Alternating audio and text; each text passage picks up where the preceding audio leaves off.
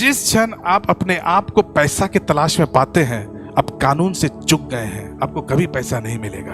आप जो कर रहे हैं उससे अधिक आप उस चीज से आकर्षित होंगे जो आप बन रहे हैं। इसलिए आपका बनना आपके करने से बड़ा है। मैंने आपको बताया था पहले, आपका विकास और आपका परिवर्तन जो आप करते हैं उससे कहीं अधिक है। जो कुछ भी करते हैं उससे अधिक जो आप बन गए हैं उसके कारण काफी हद तक सफल होंगे।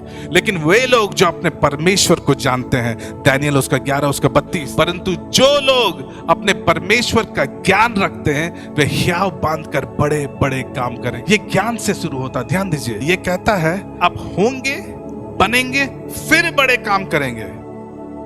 अधिकांश लोग इसे दूसरे तरीके से सोचते हैं। इसलिए बहुत मसीह लोग कहते हैं कि मुझे सफलता होने के लिए क्या करनी होगी, मुझे सफलता होने के लिए कौन सी बिजनेस करनी होगी। आपको समझना है, आप 30 काम कर सकते हैं, आपको वैसा ही परिणाम मिलेगा यदि आप उन्हें उसी मानसिकता से कर रहे हैं। हर बिजनेस जिसमें आप असफल हो रहे हैं, कोई ना कोई इसमें सफल हो रहा है। क्यों? क्योंकि फर्क आपका बिजनेस का नहीं है, फर्क आपका व्यवसाय का नहीं है, फर्क आपके माइंडसेट का है। मैं आपको उदाहरण के लिए बताता हूं। अगर आपके पास एक गाड़ी है, आप उस गाड़ी को खाई में गिरा देते हैं, तो गाड़ी को दोष मत दीजिए।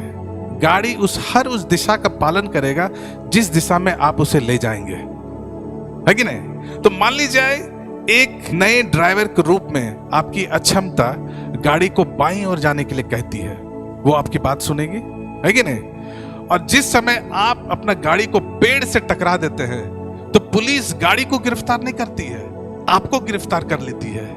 क्योंकि समस्या गाड़ी नहीं है, समस्या ड्राइवर है, और वो ड्राइवर आपकी मानसिकता है। आमीन। एक जन आई है मेरे पास, सॉरी टू बॉदरिंग यू, ठीक है। अब देखिए, ये शरीर को जो आप देखते हैं ये केवल एक निष्पादन का एक साधन है। इस शरीर की अपनी कोई इच्छा नहीं है। आप शरीर को जो कुछ करते हुए देखते हैं वे आपके भाग्य के परिणाम का अनुवाद करता है, जो केवल आपकी मानसिकता का आज्ञाकारी है। अगर मैं अपने हाथ को लेता हूं उसको मारने के लिए, तो ये हाथ निर्दोष है। ये मानसिकता है जो इस हाथ को थप्पड़ मारने को कहा है कि नहीं? अगर मैं मारने के लिए अगर मैं बंदूक को उठाता हूं, मान लीजिए बंदूक है, मैं बंदूक को उठाता हूं, तो ये बंदूक निर्दोष है। ये मानसिकता है जो इस शरीर को तब तक बंदूक पकड़ने का निर्देश दिया है जब तक कि आप उसे मार नहीं देते, क्योंकि ये मानता है कि ये मर्यादा से सफल नहीं हो सकता है। तो आपका शरीर केवल आपका सोच का गुलाम है। मान लिए जाए, और समझाने के लिए आपको विस्तारित, यदि एक आदमी अपनी पत्नी को थप्पड़ मारता है, ठीक है, और पीटता है, तो उसकी मानसिकता होती है कि जब तक तुम अपने पत्नी को बेरहमी रीति से नहीं पीटोगे तब तक आपकी पत्नी जो है आपको सम्मान नहीं करेगी। तो ये शायद आपके संस्कृति से आया हो। तो आपका शरीर उस सोच का गुलाम हो जाता है। मान लीजिए कि थोड़े समय के लिए सोचिए कि ये एक लुटेरा है, ठीक है, ये एक लुटेरा है, इसे गोली मार दिया जाता है और ये जमीन में नीचे गिर जाता है। चलिए ये भी मान लेते हैं कि यहाँ कोई दूसरा आदमी है, कोई एक आदमी आए, जल्दी से आइए, तब इसको पादरी बनाना पड़ेगा ठीक है। तो ये आदमी एक लुटेरा है, ये आदमी एक पादरी है। अब इस दोनों को गोली मार दिया जाता है, ये नीचे गिर जाता है। तो क्या आप इसे लुटेरा शव कहते हैं, क्या आप इसे पादरी शव कहते हैं? तो वास्तव में पादरी कौन था, वास्तव में लुटेरा कौन था? ये सब बॉडी नहीं कहलाता है, ये सब शव कहलाते हैं। ठीक है, मैं आपको और अच्छी रीति से समझाता हूं। ये लुटेरा है कि नहीं? इसकी मानसिकता उसे चोरी करने, घात करने, मारने के लिए सिखा रही है। ये एक पादरी है, इसकी मानसिकता इसे सुसमाचार प्रचार करने के लिए और यीशु मसीह से प्यार करने के लिए सिखा रही है। जिस क्षण ये व्यक्ति बदल जाता है, उधार पा लेता है, वो अब यहां आ सकता है, और वो अचानक बदल जाता है। उसका चेहरा नहीं बदला, उसका शरीर नहीं बदला, उसकी आवाज नहीं बदली, केवल एक चीज जो बदली वो थी उसकी मानसिकता और उसका आत्मा। तो आप हमको बताइए, जब आप पुरुषों को बदलना चाहते हैं तो आप वास्तव में क्या बदलते हैं? अभी इतना हम लेक्चर दिए हैं, जब आप पुरुषों को बदलना चाहते हैं तो वास्तव में क्या बदलते हैं? जोर से। आप कपड़े बदलने में, गाड़ी बदलने में और नौकरी बदलने में क्यों ध्यान दे रहे हैं? ये स्पष्ट समस्या की तरह दिखता है, लेकिन ये सच नहीं है। आपने वास्तविक चीज को छोड़कर हर दूसरी चीज को बदल दिया है, जिसे आपको वास्तव में बदलने की आवश्यकता है। हालेलुया।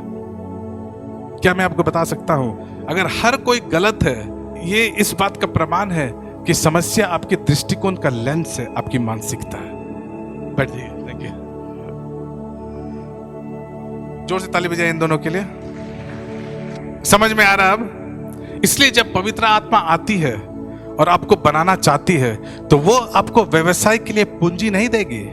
उन प्रार्थनाओं में से कुछ जो आप प्रार्थना कर रहे हैं, ये परमेश्वर की दया है, उस प्रार्थना का उत्तर नहीं दे रहा है, क्योंकि परमेश्वर नहीं चाहता कि आप उस पैसा का बर्बाद करें। आप कहते हैं कि परमेश्वर मुझे बस 5 करोड़ रुपया दे दीजिए, मैं वादा करता हूं कि आपको फिर से आने और मेरी मदद करने की आवश्यकता नहीं है, बस 5 करोड़ रुपया दे दीजिए।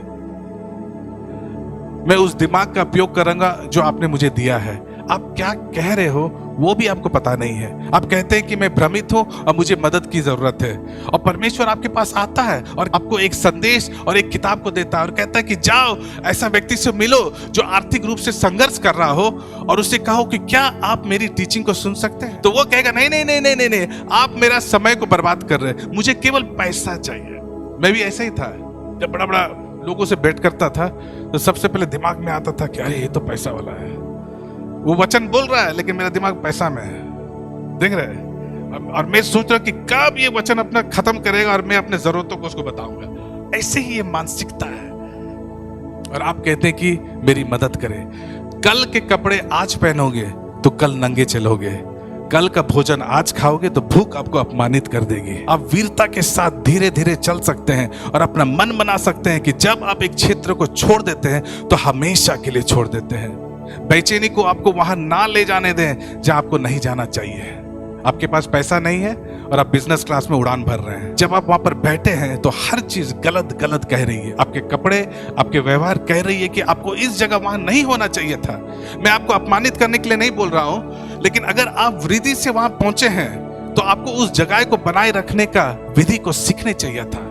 आपके पास पैसा नहीं है और एक महंगे होटल के लिए आप भुगतान कर रहे हैं सिर्फ इसीलिए कि आपको एक सफलता मिली। आप नहीं जानते वहां का दरवाजा कैसे खोले, आप नहीं जानते वहां का शौचालय का कैसे उपयोग करें। आप वहीं पर खड़े हैं और हर कोई सोच रहा है कि आप आनंद ले रहे हैं। आप उस कमरे में फंसे हुए हैं क्योंकि आपका स्तर को आपको वहां नहीं ले जाना चाहिए था। मेरे प्रिय मित्रों, मैं बस आपको एक उदाहरण दे रहा हूं। ये सेवकाई के लिए भी सच है। ऐसे परियोजनाएं हैं जो हम में से कई लोग उठाते हैं। विश्वास और मूर्खता में एक अंतर होता है।